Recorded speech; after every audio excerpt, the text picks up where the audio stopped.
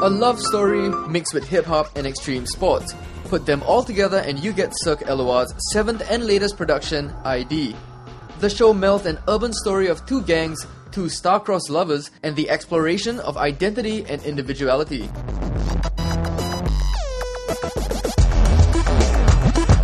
In collaboration with Cirque du Soleil, the Canadian production is playing from June 1st for a limited time at Marina Bay Sands Grand Theatre.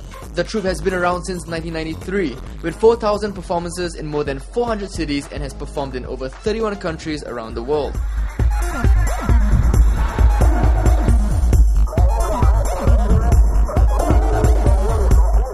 RazorTV spoke to CEO and Artistic Director of Cirque Éloize, Jeannot Painchaud, who spoke more about how he got the idea for iDeath. I just want to ask, how and when did the idea for iDeath come about?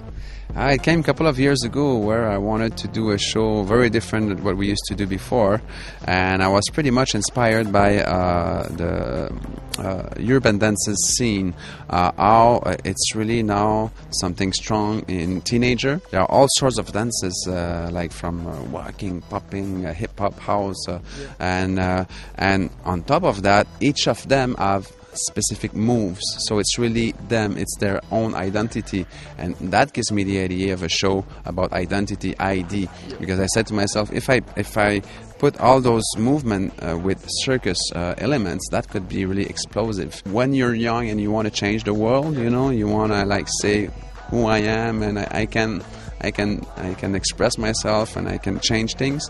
I wanted like to have that kind of energy on the show. Jeannot doesn't just bring his creative direction to the shows, but his own experiences as a street performer lent to the story of iDeath. Was there any part or any scene or element from the story which was taken from your life? iDeath, searching for your identity, that came a lot from me, because it reminds me, you know, I found this company with friends back 18 years ago, but I started doing circus because I used to be circus artist myself.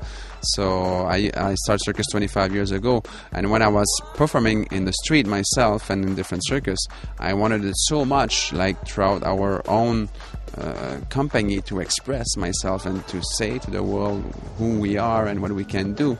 So after 18 years, it was a moment for me to just think about where I came from, and I wanted a show that represents the energy that I had when I was a kid and wanted to do circus. So that's a lot relating to the energy I had at that moment.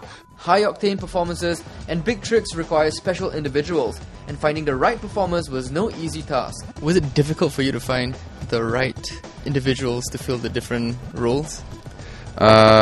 Yes, it's always difficult to find the right people. It's a big process. I mean, you can't imagine how the casting is important.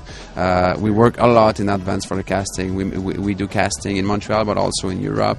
And now we do not casting, but we find a lot of people through internet, YouTube. This whole process is trying to put the right people together, because besides the acrobatics, besides the skill that you're looking for personality.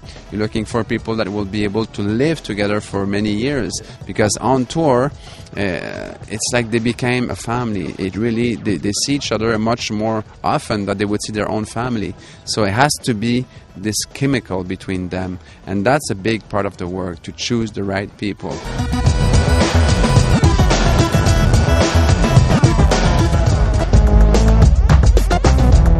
High-risk performances take a lot of time to perfect. Next up, some of the performers tell us the tough training they had to endure.